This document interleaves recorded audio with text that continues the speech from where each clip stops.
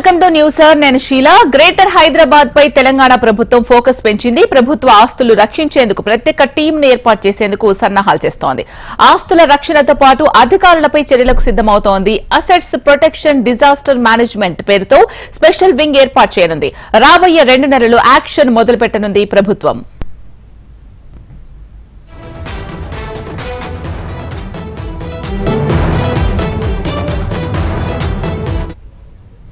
హైదరాబాద్ నగరంతో పాటు హెచ్ఎండిఏ పరిధిలో ఉన్న ప్రభుత్వ భూముల రక్షణపై ప్రభుత్వం ప్రత్యేక దృష్టి సారించింది. ప్రభుత్వ భూముల లెక్కలను తీయాలని ఇప్పటికే ఇటు జీహెచ్ఎంసీ, హెచ్ఎండిఏ అధికారులకు ఆదేశాలు జారీ చేసింది. భూముల లెక్కలకు సంబంధించిన రిపోర్టులు ఇప్పటికే సీఎం కార్యాలయానికి చేరాయి. అయితే ఇప్పటి వరకు ఉన్నటువంటి ఎన్ఫోర్స్మెంట్ డైరెక్టర్ ఆధ్వర్యంలో కబ్జాలకు గురైన భూములను స్వాధీనం చేసుకునే పరిస్థితి పూర్తి స్థాయిలో లేకపోవడంతో స్పెషల్ టీంను నియమించేందుకు యోచిస్తోంది. ఇండిపెండెంట్ విధానంలో ఏసీబీ, విజిలెన్స్ తరహా ఒక వింగ్ ను ఏర్పాటు చేసేందుకు ప్రభుత్వం సిద్దమవుతోంది.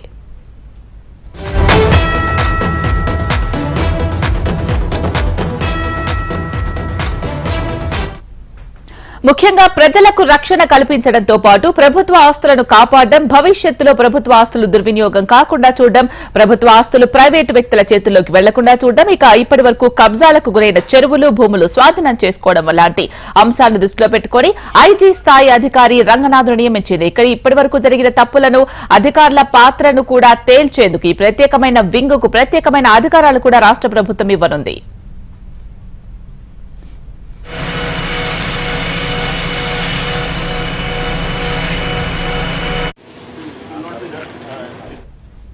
Assets protection and disaster management అనే పేరుతో లేదా చిన్న చిన్న మార్పులు చేసి మరొక పేరుతో రాబోయే 2 రోజుల్లో ఈ స్పెషల్ వింగ్ ఏర్పాటు కానుంది. ఈ వింగ్ లో ఇప్పటికే ఉన్న జీహెచ్ఎంసీ, ఈవీడీఎం ను విలీనం చేయనుందట సర్కార్. దాంతో పాటు ఇప్పటి వరకు జీహెచ్ఎంసీ ఎన్ఫోర్స్మెంట్ వింగ్ జీహెచ్ఎంసీ పరిధి వరకే ఉంది. కానీ ఈ స్పెషల్ వింగ్ ఏర్పాటు తర్వాత హెచ్ఎండిఏ పరిధి అవతల 4 కిలోమీటర్ల మేరకు ఈ స్పెషల్ వింగ్ పరిధులు ఉండనున్నాయి. అయితే ఇప్పటి వరకు కబ్జాలు, భూ ఆక్రమణలు, అధికారుల తప్పిదాలు తేల్చాలంటే ఇప్పుడున్న మ్యాన్ పవర్ సరిపోదని ఐజీ స్థాయి అధికారి ఒక వింగ్ కు రంగనాథ్ చీఫ్ గా వ్యవహరించనున్నారు. ఈ స్పెషల్ టీంలో 3 ఎస్పీ స్థాయి అధికారులు, 8 మంది డీఎస్పీ స్థాయి అధికారులు, సీఐలు, కొంతమంది డిప్యూటీ కలెక్టర్ల హోదాలో ఉన్న అధికారులు, జీహెచ్ఎంసీ, వాటర్ బోర్డు, ఫైర్ సిబ్బంది, మొత్తంగా 3000 మంది సిబ్బందిని ప్రభుత్వం ఈ స్పెషల్ అసెట్స్ ప్రొటెక్షన్ వింగ్ కు ఇవ్వనుంది.